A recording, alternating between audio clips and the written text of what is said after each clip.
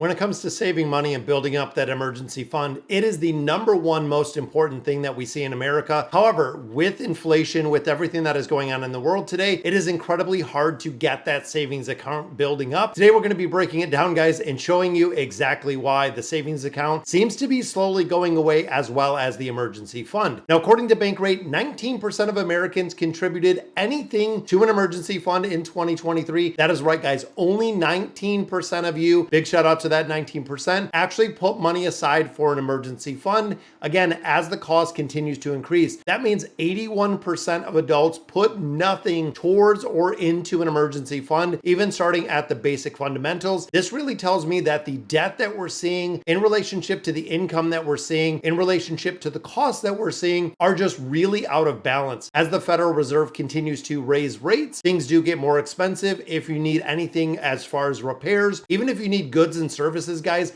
if you've gotten maintenance on anything in your home, if you've gotten maintenance on your auto loan, get ready for the sticker shock because the price has went up a little bit. Now, this financial challenge is really due to the inflation and the rising interest rates that we see.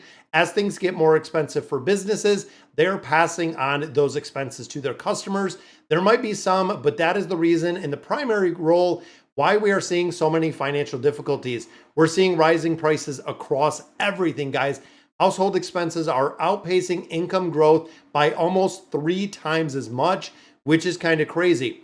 Now, another thing to remember with this, guys, is the government stimulus impact.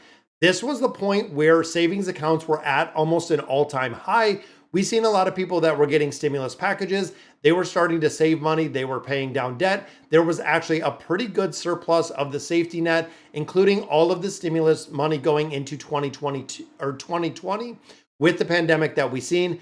However, it seems like at this point in systematically big picture, the government has taken all their money back plus interest because as of right now, it says over 80% of people have depleted all of their reserves in excess of what they saved from the COVID-19 or the pandemic years. And now they are running at on par with no savings or running at a negative rate. Now, this, of course, is a very, very concern, guys, because the depletion of the cash reserves during the pandemic is now saying that we are living well outside of your means. So it's time to really take a moment, check yourself. This is the accountability portion that we do within the YouTube videos, making sure, guys, that the money you're bringing home, so the income that you have from your pay, is not exceeding the money that is going out. That is a losing game, and it is only a matter of time when that cycle starts going faster and faster. If you're paying more in mortgages, in loans, in credit card debt, when that increases and that cycle starts snowballing, just like we have the snowball, the debt snowball to pay it down, we have the debt avalanche to pay it down. That debt snowball will do the exact same thing if you have escalating debt. It will continue to go faster and faster, guys, as you're not only borrowing, but the interest is running on that debt itself. Now, this, of course, is really the icing on the cake as the impact of soaring inflation rates. This makes it a lot harder, again, to live paycheck to paycheck. We've seen recently announced that Social Security is going up 3.4% next year, which, of course, is far less than the 8+% that we've seen last year, which means the inflation numbers are going in the right direction.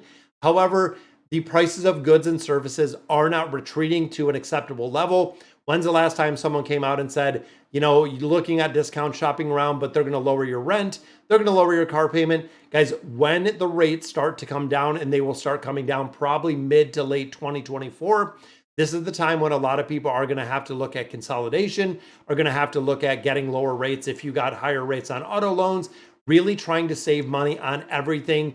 That includes cutting back on those wants and cutting back on those non-necessity things. Might even mean a lot of people, just like myself, guys, utilizing YouTube as a part-time income. You might have to step up. It might be DoorDash. It might be deliveries. It might be something online. There are 10,000 different ways to make money online or in person or doing, again, DoorDash. There's a lot of things you can do to supplement your income, even if it is short-term, guys, where, again, you cannot be running everything in the red on that balance sheet every single month.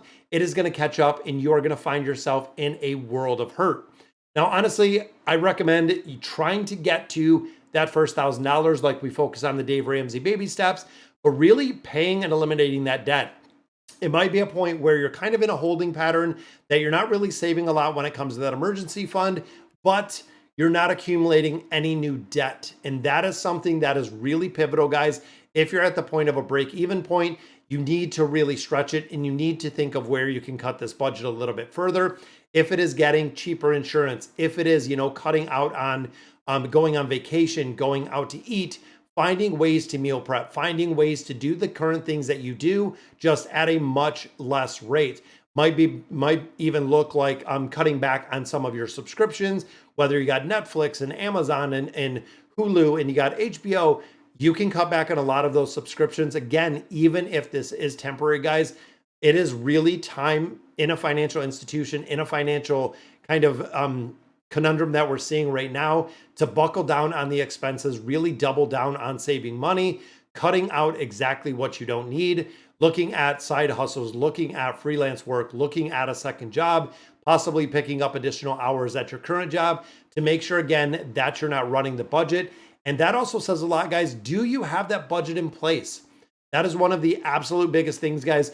You have to know exactly where you are. And if you are running in the red, what things can you kind of lever? Can you move up and down to really cut that budget to get to an acceptable that your income is meeting your expenses, or your income is hypothetically exceeding those expenses that you do have? Because again, it is going to be a very, very fiery, nasty end if you're spending a lot more money than you're earning. There's a point where you are going to get cut off and you are going to be in a world of hurt when it comes to debt. Now, the challenge that I have and that I'm throwing down the gauntlet, guys, is cutting your expenses. This is really looking fundamentally at the budget, realizing exactly what you can cut out. Might be a little bit painful at first. You'll find after a little bit of time, it's a lot easier than you think when you cut out a lot of subscriptions, when you cut out a lot of things in your life that you do not use. That might even be, cutting expenses when it comes to birthdays, cutting expenses when it comes to holidays are right around the corner. We have Thanksgiving, we have Christmas that is coming. Not going overboard for those holidays, because a lot of times, guys, when you look, again, big picture, looking at your family, looking at a lot of people that are in your life. I know most of us don't talk about finance with our, brothers and sisters, with our parents, with our kids. Finance in the United States, for some reason, is kind of a taboo concept that doesn't need to be, but having the conversation, because chances are a majority of them are in the same boat that you are as far as holiday expecting or expenses, and also setting a budget, guys. This is super important when it comes to, let's say, Christmas. Let's say you're going to spend $500. Stay within that budget when it comes to holiday shopping. If not, not only are you going to be paying for the holidays well after the holidays are done, but you're also going to be paying interest on top of that at a very, very high interest rate. So guys, emergency funds are super important, and you have to make sure that you're contributing to them. Doing an automatic, even if it's 20 bucks, even if it's 50 bucks a paycheck, you have to keep that emergency fund in place. If you do not, as soon as an expense happens, guess what?